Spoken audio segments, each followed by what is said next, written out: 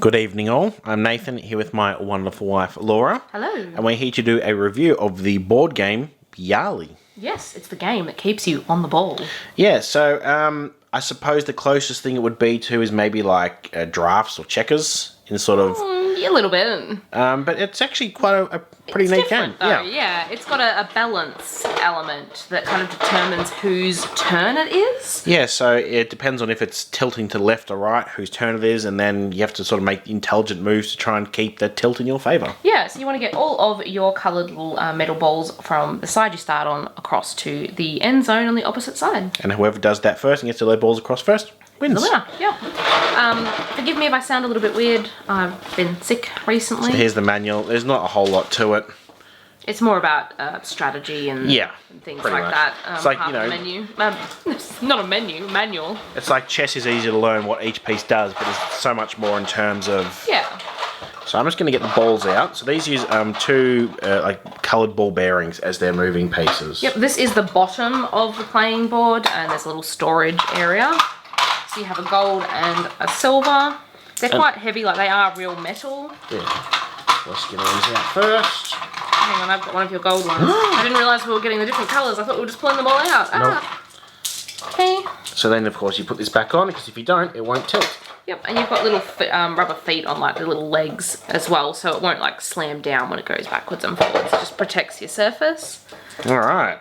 Alright, so at the moment you can probably see it kind of balances right in the middle, but maybe I'll just put mine on first. When I start to load mine in the starting zone, my side's heavier and it tilts my way. Technically, if I load two here, it should be even. Yep, and it should right itself. So let's just load up how the starting configuration. Okay, so you have 8 in this like rectangle here at each end. We then have 4 remaining, and they go up the side here. And these are actually, you get to move them to help consistently lean your balance the way you want it to go. As you sort of play the game, when you get one of your normal movers here to the other end, you get to move one of these across. And obviously the more you've got across, so for instance, if Laura moved her single ones, managed to move them over here, the balance is always sort of going to be... Yeah, we've got them the wrong way though. Yes. They're meant to start on the other side. Yes, because otherwise I'm like, hang on, that makes... Yeah, so I would move these ones towards me to help it balance my way so I get more turns. Same with Nathan would move them his way to help out. So pretty much the movement is you can move any one you want as long as it's a valid move. A valid move is straight or diagonal. Well, that's not... Yeah, diagonal, yeah. You can't move side to side unless you're in the starting zone here or in the end zone to sort of move your balls. So you just basically move one space up or diagonal, and you can also jump any ball, sort of like drafts or checkers. Yeah, so maybe if I had one here, instead of moving this one diagonally next to it, I can jump over it and move into the space in front. And if I happen to have some more out like this... So like say that... I could then take this one on my turn and go 1, 2, 3. And jump further. So you want to try and be strategic about where you set yours up so that you can jump yourself and get further along, but so that the other player can't jump you. You can also jump diagonally, so 1, 2, 3, 4. Yep. So not only can you jump, as Laura was saying, your own, but you can also jump other players. So there could be a position where you might start from here and go around to the other end just because of how the board is at that time in the game.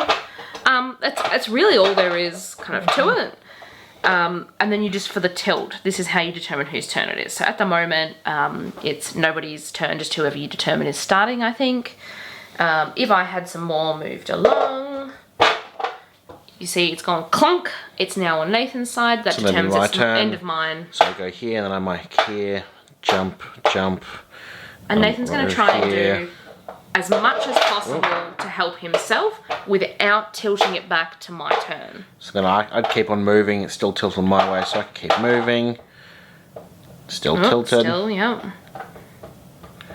Now, it says in the manual, when the alley board tips back to your side, it's your move. Now, we were debating this. Does it have to go all the way down, or is it sort of just tilted your way? Yeah, because sometimes during the game, it will just sort of tilt without actually hitting.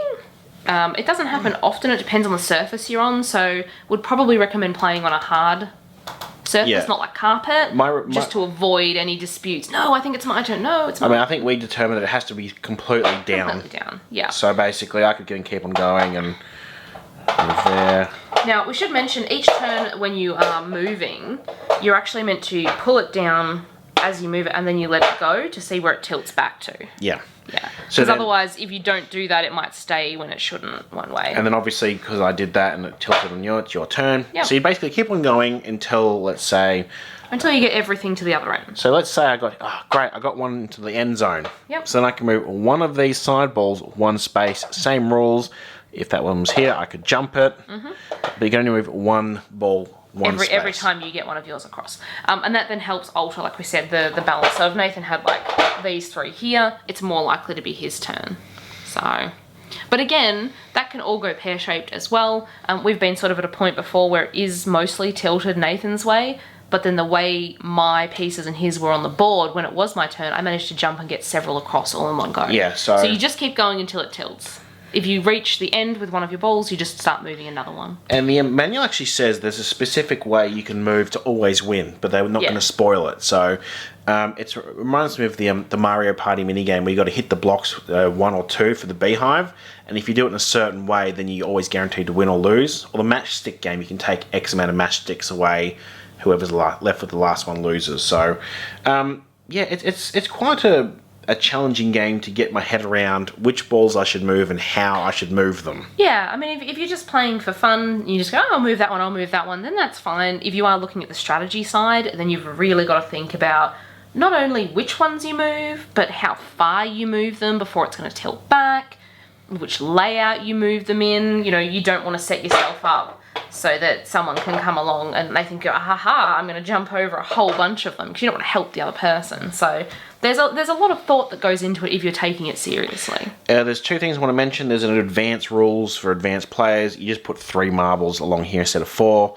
And I believe one of the first times we played, we got a stalemate. We managed to get right in the middle, all our balls, and we couldn't make any valid moves. Yeah, So because you're not allowed to move sideways. No, so it's very rare, but it is actually possible somehow to do that. Yes, so just watch out. But I think again, like you said, it's not something that's going to happen all the time. So, yeah. So there you go. That's pretty much it. Very simple to learn, and I imagine to master it would be almost impossible. Unless you apparently know the secret moves to always win. Yeah, exactly. It's probably something to do with whoever goes first or something. And the way you move them, so that the balance always sits, in your favour or something like that. That's what I'm going May with the anyway. odds be ever in your favour, Laura. Exactly.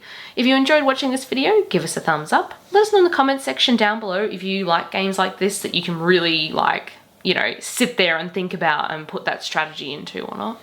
I mean, I enjoyed it because it was easy to play. And even if I didn't have much knowledge or strength with that, I could still play. Hit that subscribe button and check back soon. We have videos every single Tuesday. Sounds good. Thanks for watching. Bye-bye.